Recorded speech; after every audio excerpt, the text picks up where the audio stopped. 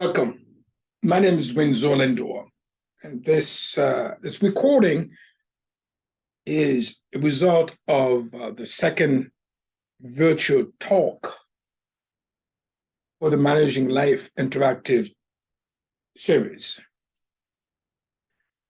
Do note, these talks are not cognitive behavior coaching, nor cognitive behavior therapy sessions. This is where you may want to contact your doctor if you feel the need to seek medical advice or treatment. However, my contribution to these talks will be based on my years of experience with cognitive behavioral coaching and leadership coaching.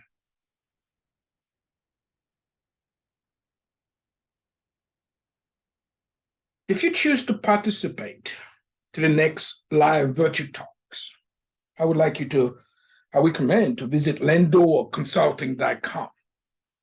This is where you can RSVP for free. Also note, these talks are designed to open the door for authentic interactions for those who care enough about themselves to, one, make a heartfelt commitment with the desire to become empowered. Two, to cultivate emotional intelligence, navigate through anxiety, and find the means to move past their hurtful history. Lastly, to take the ultimate path that will lead them to approach the life they desire. With this in mind, how do our beliefs affect our ability to create the life we want?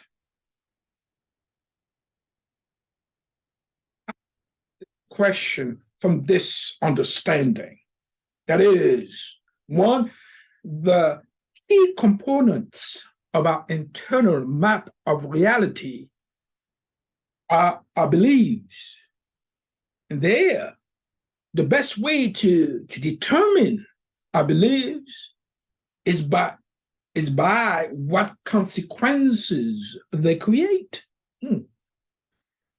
Two, they have a huge impact on our self-esteem, our self-confidence, and how we perceive ourselves and the world.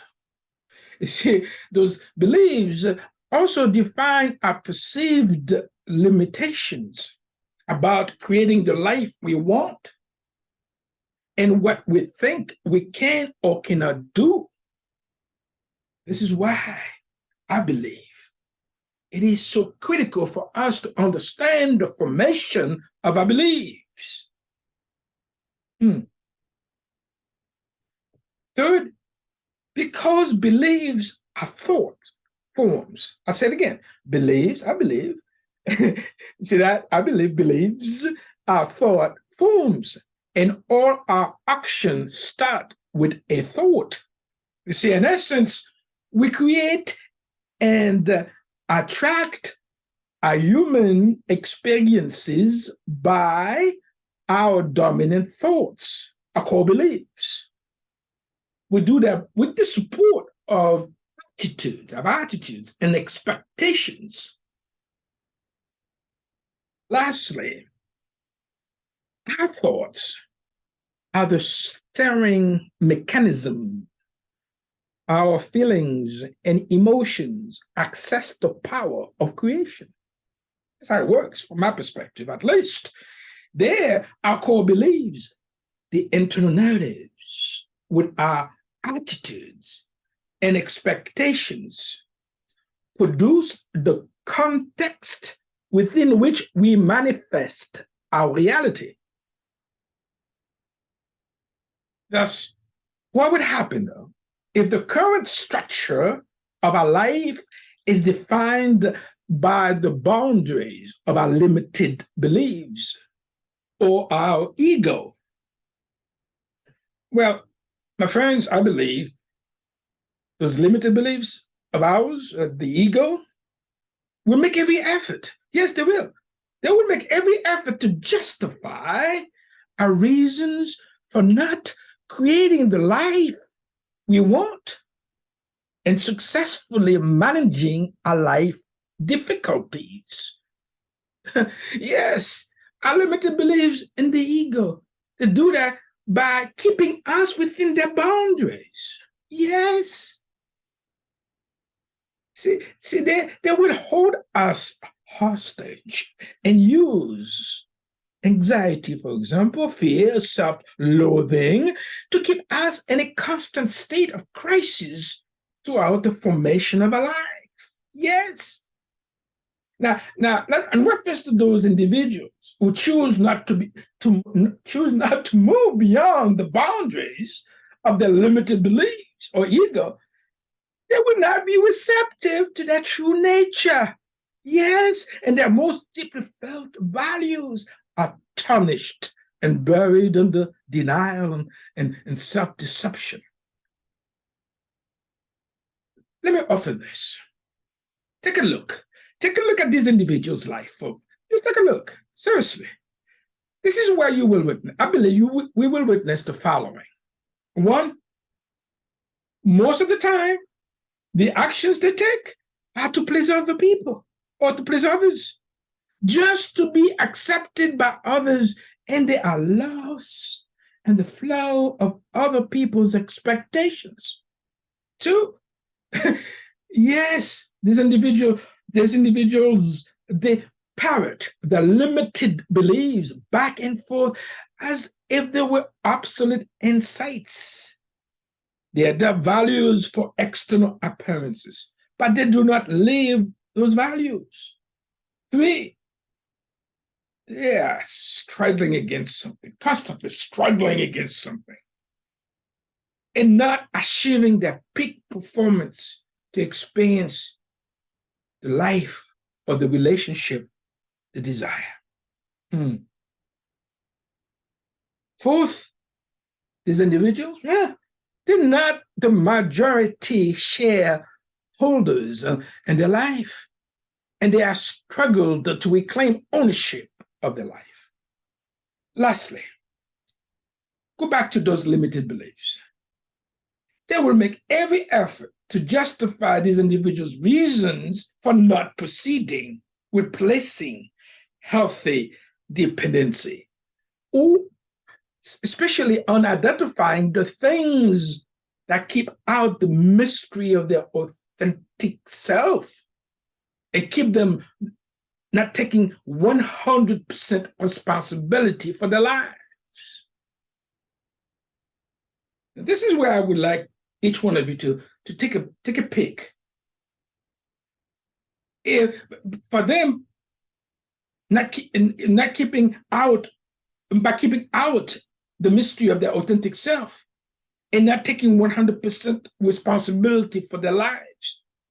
Do you know what happened to these individuals? They need the outside world to validate their values, their religious or spiritual positions. Yes, but guess what? The thing is, if they suffer or experiencing difficulties in their lives, more often than not, they think it is a punishment from an external force. This thing out there causing it.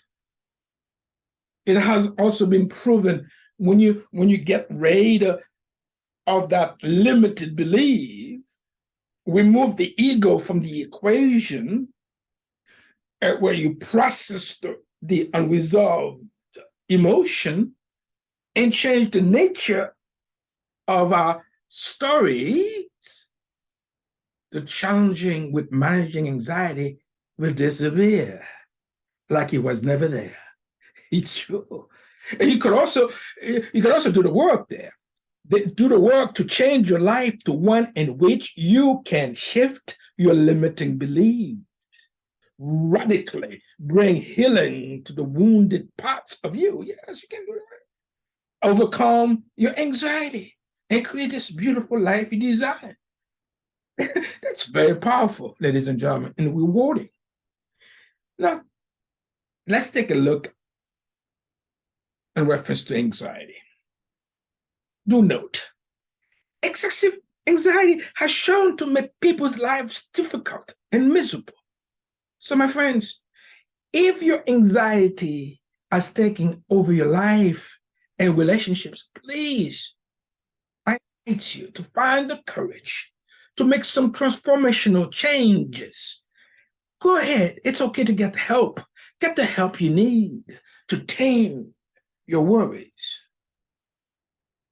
Nevertheless, the question here remains, for me at least, what do I believe happen when individuals have chosen to step over that threshold into the prison of attachment, fear, and anxiety? What happened? Ladies and gentlemen, I have seen it through my work with all these years that for some reasons, there are individuals who have chosen to step over that threshold into the prison of attachment, the prison of fear, the prison of anxiety. There in this prison, few things happening.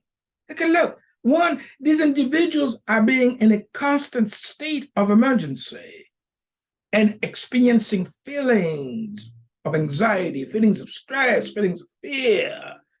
Two, they are dealing with what they see in the mirror, their aggression, their internal conflicts. Lastly, in this short human journey, if individuals choose to be in a constant state of emergency, yes, I believe they have lost touch with their authentic self, and they choose delusion over truth and doubt over confidence. There, I've also observed these individuals are most likely be vulnerable to poor self-expression and stress-inducing problems. Now, if this individual choose to be successful or want to successfully get rid of their limited beliefs, remove their ego from the equation, yeah, if they choose to do that, or they choose to process their unresolved emotions and change the nature of their stories, cope with their stress and anxiety during uncertainty, they may want to choose the ultimate path that will lead them to engage their life through choices that will advance them to become receptive to the highest possible emotional quality of life. Yes. So, with all that said, question remains, why? Why do we have conflicts in our lives? Well, to answer this question, we want to be mindful of the primary objective of the ego. Well, we may want to take a look at the ego. What is this objective, its primary objective? At least one of them. See, I believe the primary objective of the ego, in concert with our limited beliefs, is to sabotage our efforts to, one, be intelligent about the emotional habits that can undermine our ability to consciously respond to transformational change. Two, our ability to take 100% responsibility for all our thoughts, our feelings, emotions, and actions. And lastly, our ability to move beyond the boundaries of our conflicts and explore what gives our life meaning and purpose. So with these conflicts, we cannot possibly be free, ladies and gentlemen, to experience true fulfillment.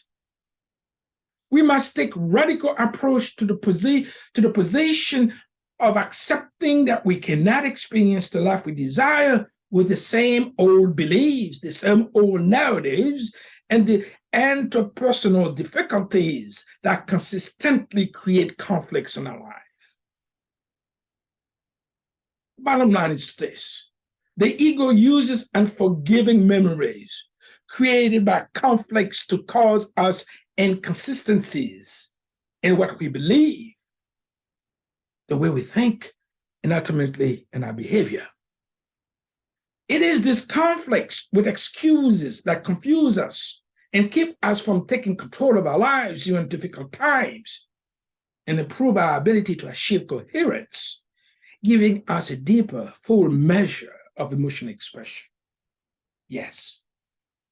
Let me stop here. And it's just simply to thank you for choosing to listen to this recording. So next week or next Sunday, we will continue this conversation virtually via Zoom. And the focus of our talk for this upcoming Sunday will be on the following questions. One, why do we struggle and our aspiration fall through the cracks? Again, why do we struggle and our aspirations fall through the cracks? Number two, what past experiences caused you, yes, you, to feel vulnerable and irritated easily? That is, what are the feelings, if any, that will bring you to an undesirable state or expose you to being vulnerable? What do you believe you must do with your unpleasant feelings?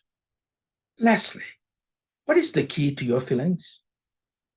Ladies and gentlemen, I'm hopeful. Yes, I am. That you will invite your friends. You will join us this coming Sunday. And to sign up for free, visit lendorconsulting.com for instructions. So for now, be well and be safe.